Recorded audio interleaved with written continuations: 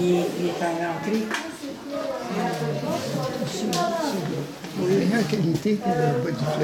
Les meubles qu'on voit ici en bois étaient dans la maison de Zénon. Les en bois, ça vient de chez Zénon. Vous voyez en arrière aussi, une de ses plus grandes pièces et belles pièces. Il se fait d'une pièce, il l'achetait. Et Mme Constantino, la nuit, elle est venue dans ses poubelles et elle les ramassait. Ici, on voit quelques poissons, hein, si vous avez dû voir, pour continuer dans son activité très, très volontaire. Hein. Mais il n'a jamais voulu y vendre son poisson parce qu'il n'était pas parfait à son goût. Donc, ça parle de son perfectionnisme. Alors, c'était un premier tour de visite. On a d'autres œuvres, on va faire des relations. Oui, oui. Pourquoi la médaille? C'est notre assurance feu de Mme Constantino. Ah! C'est pas Mme Constantino. Non, c'est Mme Constantino qui, pour protéger du feu, il y a une petite image d'une religieuse qui faisait des miracles. Il n'y a jamais eu de feu. Non, jamais de feu. Exactement, fait que ça marche. On l'a laissé. Touchons du bois. Il n'y a pas eu de feu, mais il y a eu...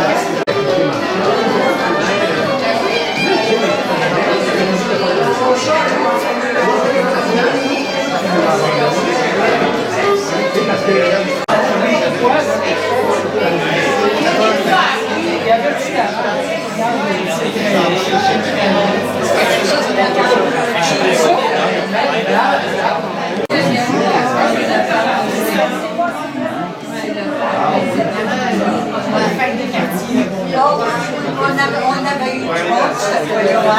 Les gens sont faits ces affaires-là. Nous, la Saint-Jean-Baptiste.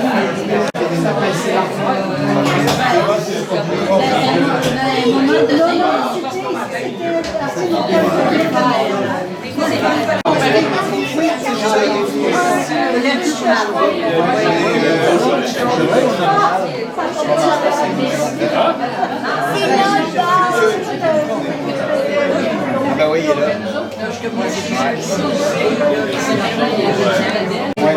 Laissons la place à d'autres.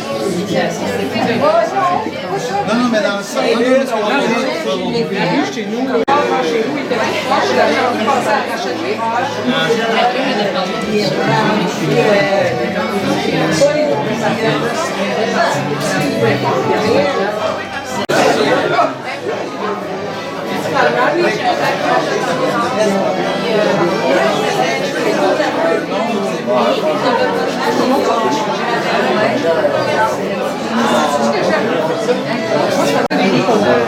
Puis la ville tournait avant le côté principal. C'était toujours les marteaux. Là, rien, c'est sûr. Il y a des arbres, c'est d'accord.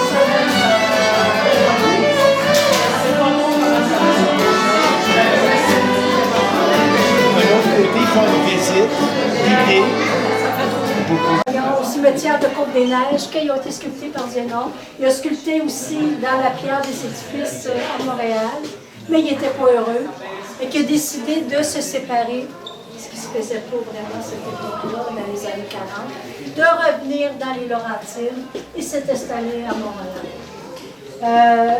Et c'était le voisin des cours de sculpture à l'école des Meubles qui était l'ancien des Beaux-Arts.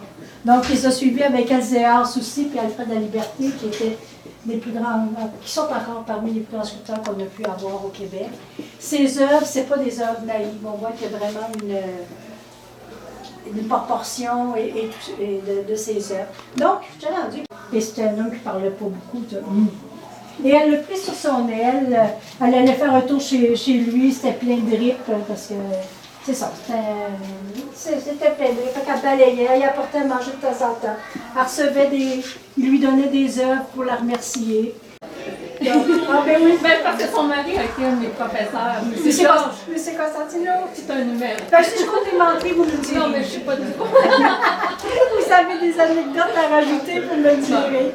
Parce que je collectionne des anecdotes. Mais j'adore les bouquins, puis je me rappelle tellement de la salon de la Oui. J'en ai vu encore. Mais il n'y en avait pas. C'est ça. Fait que c'est un grand héritage. Puis pour ça, à quel point ça s'est fait ce genre. C'était un original. Fait qu'il faut s'imaginer dans les années. Il a réussi à aller quand même de il y en a eu des immenses. Il y en a une qui je ne sais pas si elle a trouvé ce livre-là à Montréal. C'était un endroit pour les riches. C'est malheureusement dans tous les États-Unis. Donc, Mme Constantino a vraiment essayé de faire. Juste derrière vous, on a un autre membre important du musée. Je vous présente Princeau. Princeau, c'est le chien de Zénon Allary que Mme Constantino a élevé quand M. Allary est décédé. Ça nous parle un peu du personnage. C'est le véritable établi de Zénon avec une partie de ses outils. Ici, on voit, il y a des hirondelles des granges avec le dessus orange. Là. Il dit, ben, je vous en donne encore plus. Puis il montait ses enchères. Et Zénon, qui ne vivait pas richement, n'a jamais voulu y vendre parce qu'il était pas innocent. Et quand il n'aimait pas une de ses œuvres, il les jetait dans la poubelle. Constantine, le soir, qu'est-ce qu'elle faisait? Elle allait fouiller dans les poubelles, elle ramassait ça. Là, ça provient de ce qu'on voit ici. Et c'est ça qu'il prenait pour faire des bols.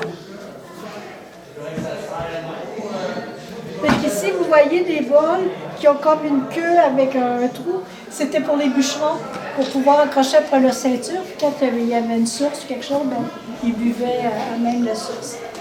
Ici, ça, c'est une pièce maîtresse, hein, ce fameux tot. C'était l'assurance contre le feu de Mme Constantino.